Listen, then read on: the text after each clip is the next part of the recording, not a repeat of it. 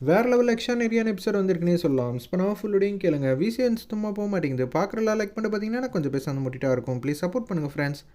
நம்ம ரேவதி அதிரடியாக ஒரு ரூம்குள்ளே போயிட்டு இங்கே நடந்துக்கிட்டது யார் என்ன ஏதுன்னு கண்டுபிடிக்கணும்னு சொல்லிட்டு அவங்க செல்ஃபோனை வந்து அந்த இடத்துல மறைமுகமாக வச்சுட்டு துணியெல்லாம் வச்சு மறைச்சிட்றாங்க.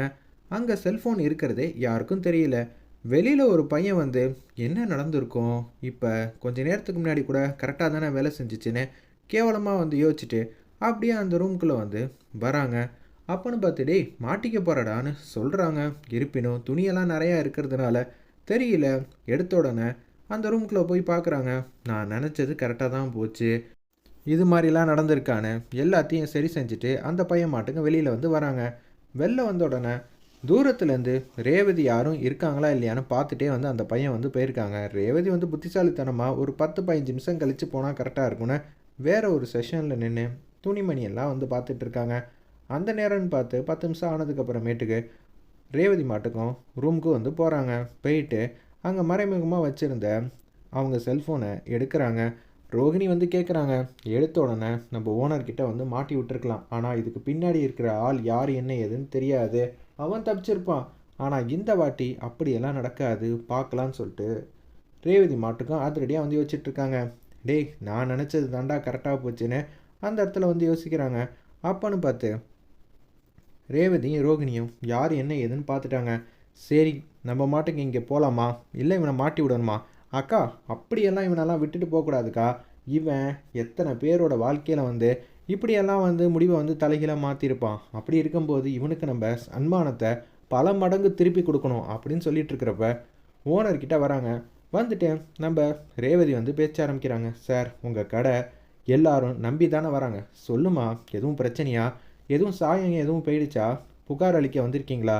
சார் இது உங்கள் குவாலிட்டியை பற்றி இல்லை சார், உங்கள் கடையோட என்ன சொல்கிறதுனே தெரியல அப்படின்னு சொல்கிறாங்க. என்னம்மா எதுவும் பிரச்சனையா? ஆமாம் சார், அந்த ரூமில் என்ன நடந்துச்சு தெரியுமான்னு எல்லாத்தையும் ரேவதி ஒன்று விடாமல் சொல்லி முடிக்கிறாங்க. அச்சச்சோ என்னம்மா சொல்கிற, ஏன் கடையில் இப்படியா? இது எல்லாத்துக்கும் காரணம் யார் என்ன ஏதுன்னு எனக்கு நல்லாவே தெரியும் சார் அப்படின்னு சொல்கிறாங்க. சொல்லுமா இங்கே 30-40 பேர் இருக்காங்க, நான் யாரம்மா விசாரிக்க முடியும்? அப்படி விசாரித்தா சரி வராதேம்மா, என்ன மன்னிச்சிருங்க, வேணும்னா நான் உங்கள் காலில் வேணாலும் விழுவுறேன்னு அந்த ஓனர் வந்து ரொம்ப வந்து மரியாதையாக வந்து பேசிகிட்டு இருக்காங்க. மற்றவங்க பண்ண விஷயத்த நீங்கள் சரி செய்யணும்னு நினைக்கிறீங்க, ஆனால் இந்த விஷயத்தெல்லாம் அப்படியெல்லாம் விட முடியாது சார், கண்டிப்பாக வந்து கண்டுபிடிக்கணும். அதை கண்டுபிடிக்கணும் தான் நான் ஆரம்பத்திலே இதெல்லாம் தெரிஞ்ச உடனே உங்ககிட்ட வந்து பேசியிருந்தேன்னா நானும் உங்களை போல தான் நின்றுப்பேன். ஆனால் அங்கே வந்தது யார் என்ன ஏதுன்னு எனக்கு நல்லாவே தெரியும். யார் சார்? கொஞ்சம் நேரத்துக்கு முன்னாடி இந்த பையன்தான் வந்தாப்புல அப்படின்னு சொல்கிறாங்க. உடனே அந்த பையனை வந்து கூப்பிடுறாங்க. டேய் நீ தான் காரணமாடா அப்படின்னு சொல்லிட்டு கன்னத்துலேயே வந்து பலார் பலார்னு அடிக்கிறாங்க அந்த பையனை. உடனே முதலாளி உங்ககிட்ட யாரோ ஒருத்தவங்க என்னை பற்றி தப்பாக சொல்லியிருக்காங்க முதலாளி, நீங்கள் தயவு செஞ்சு இப்படியெல்லாம் வந்து நடந்துக்காதீங்க, ஏன் மனசுக்கு கஷ்டமாக இருக்குது, எதுலையாவது ஒரு விஷயத்தில் நான் இது வரைக்கும் மாட்டியிருக்கேனா? டேய் உன்னை பற்றி இருக்கிற விஷயம்லாம் தெரிஞ்சதுனால தாண்டா நாங்கள் இங்கே நின்றுட்டு இருக்கோம். ஏங்க வந்தீங்கன்னா உங்களுக்கும் எனக்கு ஏதாவது பிரச்சனைனா என்னன்னு சொல்லுங்கள், அதை விட்டுட்டு இல்லாத பொல்லாதெல்லாம் வந்து பேசாதீங்க. அப்படியே அங்கே இருந்தால் கூட நீங்கள் எதை வச்சு இங்கே கண்டுபிடிச்சிங்க நான் தான் காரணம்னு அப்படின்னு சொல்லும்போது, வாடா வா நீ இப்படியெல்லாம் கேட்பேன்னு எனக்கு தெரிஞ்சுதான் நான் ஆதாரம் வந்து எடுத்து வச்சுருக்கேன். இன்னொரு விஷயம், அந்த இது எங்கே இருக்குன்னு யாருக்காவது ஏதாவது தெரியுமா? யாருக்குமே எதுவுமே தெரியாது. யதார்த்தமாக வந்து போயிட்டு வந்துடுவாங்க. ஆனால் சம்மந்தப்பட்டவனுக்கு தானே எங்கெங்கே என்னென்ன இருக்குது அப்படின்னு தெரிஞ்சுக்கிட்டு அவன் எல்லாத்தையும் சரி செஞ்சுட்டு வர முடியும். இது என்னமோ கரெக்டு தானே? ஆமாம்மா கரெக்டு. நான் அந்த ரூமுக்கு போயிட்டு வந்ததுக்கப்புறமேட்டுக்கு இது மாதிரி யாராவது ஒருத்தர் இருப்பாங்க காரணம்னு தெரிஞ்சுதான் நான் இது மாதிரி அந்த இடத்துல ஃபோனில் வந்து பதிவு பண்ணியிருக்கேன்னு ஃபோன் எடுத்து காட்டுறாங்க. இவங்க வந்தது அந்த இதை சரி பண்ணதுன்னு எல்லாத்தையும் வந்து பதிவு பண்ண விஷயம்லாம் வந்து தெரிஞ்ச உடனே திருப்பியும் கன்னத்தில் வந்து பலார் பலார்னு அடிக்கிறாங்க. எனக்கு கடை முக்கியமாச்சு, இப்போ என்ன பண்ணுறது, சே வசமாக வந்து சிக்கிட்டோமே, இப்போ என்ன பண்ணுறதுனே தெரியலங்கிற மாதிரி பேரதிர்ச்சியாக பாட்டத்தின் உச்சத்தில் வந்து இருக்காங்க. அப்போன்னு பார்த்து சார் இவனெல்லாம் அப்படியெல்லாம் விட்டுற முடியாது சார், என்னென்ன வந்து நடந்திருக்குன்னு சத்தியமாக வந்து தெரியவே இல்லை. அப்படி இருக்கிற சூழ்நிலையில் நம்ம கொஞ்சம் கவனமாக வந்து இருக்கணும் சார். இப்போயே நான் அதிகாரிக்கு ஃபோன் அடிக்கிறேன், இவனை எல்லாரும் வந்து பிடிங்க அப்படின்னு சொன்னோன்னே அவங்க தப்பிச்சு போகலான்னு பார்க்குறப்ப அந்த இடத்துல அந்த ஒரு பையனை வந்து பிடிச்சிடுறாங்க. பிடிச்சி ஓரமாக வந்து உட்கார வச்சுருக்காங்க. அதிகாரிக்கு ஃபோன் அடித்த உடனே அவர் பக்கத்து தெருவில் தான் இருக்கார் போல இருக்கு. டக்கு டக்குன்னு வராங்க. என்னம்மா இங்கே நடந்திருக்குன்னு தெரிஞ்சுக்கலாமா அப்படின்னு சொல்கிறப்ப நடந்த விஷயத்தெல்லாம் வந்து சொன்னோன்னே அவங்களே வந்து ரொம்ப ஆச்சரியப்படுறாங்க. டேய், என்னடா நடந்துக்கிட்டு இருக்கீங்க, இப்படியெல்லாமாவா அப்படின்னு சொல்லிட்டு டிஷம் டிஷம்னு வந்தவங்க அடி அடின்னு அடிக்கிறாங்க. சார், இதெல்லாம் பத்தவே பத்தாது சார். முதல்ல இவன் யாருன்னு விசாரிங்க. அதுக்கப்புறமேட்டுக்கு இவன் எதுக்காக இப்படியெல்லாம் வந்து யோசிச்சுட்டு இருக்கான், யார் யாருக்கெல்லாம் இதெல்லாம் அனுப்பி வைக்கிறான்னு எல்லாத்தையும் வந்து கண்டுபிடிங்க சார். எதையுமே வந்து விட்டுறாதீங்க. இது பெருசாக வந்து வளர்ந்துக்கிட்டே போகும் போல இருக்குது.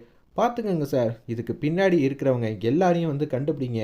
எனக்கு தெரிஞ்சு இவன் ஒருத்த மட்டும் இந்த கடையில் சம்மந்தப்பட்டிருக்க மாட்டாங்க. 2-3 பேர் கூட இருக்கலாம். தயவு செஞ்சு அவங்களையும் பாருங்கன்னு சொன்னோன்னே இன்னொரு ஆள் வந்து தனியாக வந்து போயிட்டுருக்காங்க.